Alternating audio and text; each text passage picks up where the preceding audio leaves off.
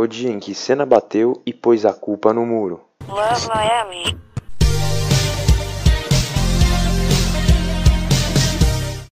Sim, foi isso mesmo que você ouviu.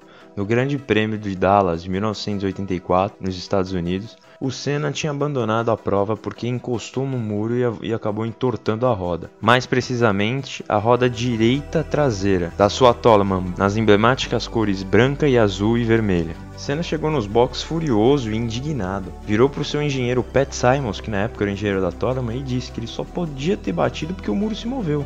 Não tinha como. E Pat Symonds voltou a perguntar pra ele: tá bom, mas o que aconteceu pra você ter batido? Achando que ele estava brincando ou alguma coisa do tipo. Então o Senna respondeu: eu toquei no muro, o muro deve ter se mexido.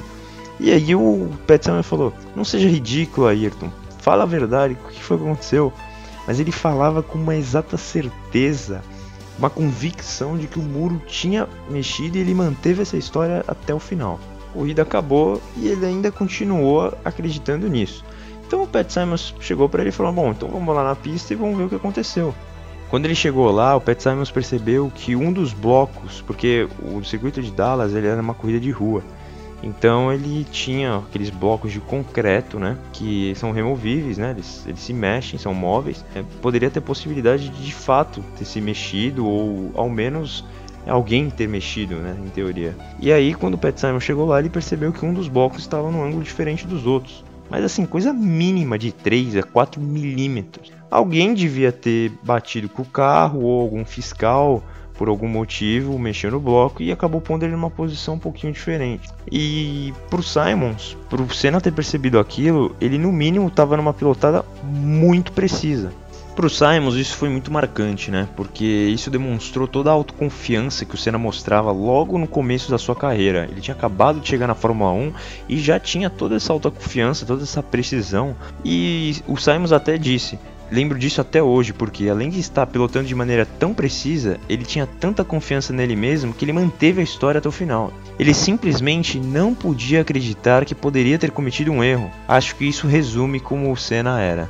Na tomada de tempo, um dia antes da corrida, o Senna foi um destaque com a Toleman. Ele garantiu a 6ª posição no grid. Ele estava convicto, ele estava certo de que ele tinha como marcar ponto, porque a Toleman era um carro inferior no grid. Então, o simples fato de marcar ponto significava muita coisa. E o final de semana foi marcado por um forte calor, coisa de acima de 40 graus. Inclusive, essa corrida foi marcada pelo desmaio do Mansell na linha de chegada. Além disso, o asfalto do circuito era um pouco precário, o que desanimou um pouco os pilotos em relação à expectativa com o novo circuito. A prova foi um pouco caótica, porque antes da corrida começar tinha uns boatos de que a corrida não aconteceria, porque pedaços do asfalto estavam se desfazendo no meio do circuito. Hélio de Angelis e Nigel Mansell, que eram os pilotos da Lotus, disseram que o asfalto era o pior de todos aqueles que já tinham pilotado na sua carreira. Para tentar fugir do forte calor em Dallas, a organização antecipou a largada para 11 da manhã. O horário causou outro problema. Os pilotos teriam que chegar por volta das 6 da manhã na pista para o warm-up, o que revoltou o francês Jacques Laffite. O piloto da Williams chegou de pijama no circuito como forma de protesto contra a organização. No final, o treino de aquecimento foi cancelado para não prejudicar ainda mais o asfalto.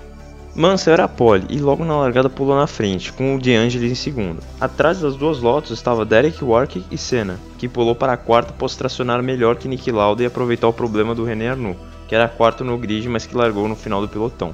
Logo na segunda volta, o Senna colou na traseira do Warwick e pressionou muito o piloto da Renault, até que na expectativa de entrar na zona do pódio, rodou e ficou ao contrário na pista, tendo que esperar todos os adversários passarem para poder colocar sua Toleman no caminho correto. Senna teve que ir para os boxes trocar o pneu antes de iniciar uma corrida de recuperação. Na frente, uma boa disputa entre Warwick e De Angelis. Warwick tomou a frente na volta 4 e logo encostou na traseira de Mansell. Na tentativa de tomar a ponta, o piloto da Renault rodou sozinho e atingiu os pneus. Na sequência, Lauda e Rosberg pressionaram De Angelis e tomaram a terceira e quarta posição, respectivamente. Mansell conseguiu dominar a prova até a volta 38, quando perdeu a liderança para Keck e Rosberg e posteriormente para Prost. Prost conseguiu passar o Rosberg, mas logo em seguida um toque no muro o obrigou a abandonar a corrida. Até que a 46ª volta, 15 carros já estavam fora da corrida, ou por batidas, ou por rodar na pista. As adversalidades não perdoaram nem os pilotos mais experientes, como Nelson Piquet, Niki Lauda e Alain Prost. Na tentativa de recuperar posições, Senna começava a se transformar em uma realidade na corrida, mas um toque no muro acabou atrapalhando sua conquista de chegar entre os 6 primeiros novamente. Assim, Senna engrossou a lista das quebras em Dallas e parou na 47ª volta. A corrida foi vencida por Keke Rosberg. René Arnoux, que tinha largado no final do grid, recuperou posições durante as 67 voltas e chegou em segundo. O pódio foi completado pelo De Angelis. A grande sorte que o Senna poderia ter aproveitado era desse caos em que várias pessoas haviam abandonado, seja por rodar, por erro ou por quebra, e tinha uma condição perfeita para que o Senna pontuasse e até mesmo chegasse no pódio. Mas infelizmente o muro andou 4 milímetros e fez com que Senna acertasse no muro, danificando a sua roda traseira direita e o obrigando a abandonar a prova. Bom, que Senna era o mais rápido, que ele tinha uma precisão inquestionável, tudo isso nós já sabemos e não há o que se falar. Mas a questão é que 4 a 10 a 15 milímetros, algo de 1 polegada, é uma distância muito insignificante. Por mais preciso que alguém possa ser na tocada, essa distância é irrelevante. Eu não consigo acreditar que seja essa pequena distância. Se o fato é verdadeiro, a distância é maior, algo de mais de 5 a 10 centímetros. Mas não podemos esquecer que isso pode ser apenas uma lenda, como tantas outras. Como isso é algo que faz muito tempo, e principalmente numa era em que a informática não era nos padrões atuais, isso aí é uma história que vai sendo contada de boca a boca, né? Principalmente quando um ídolo, uma pessoa vista como herói num país como o Senna é visto aqui, essas histórias tendem a ser inflamadas, exageradas, e acabam tendo alguns exageros como esse. Eu realmente acredito pessoalmente que isso possa ser verdade, mas que a distância que foi observada foi muito maior do que isso.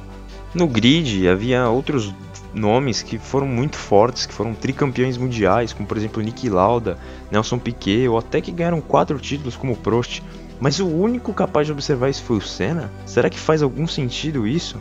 Você tinha até René Arnoux, Keke Rosberg, Patrick Tambay, você tinha nomes aí que se tornaram verdadeiros mitos da Fórmula 1, da Era de Ouro. Pô, será que o Senna foi o único que percebeu isso? Outras pessoas, como por exemplo o próprio Mansell na Lotus, encostou no muro, só que em outras partes do circuito. E nem por isso significava que o muro tinha saído do lugar. Então pessoal, infelizmente eu acho que essa história não procede. Bom, por hoje é só pessoal, não esqueça de deixar seu like, se inscrever. Forte abraço e até a próxima.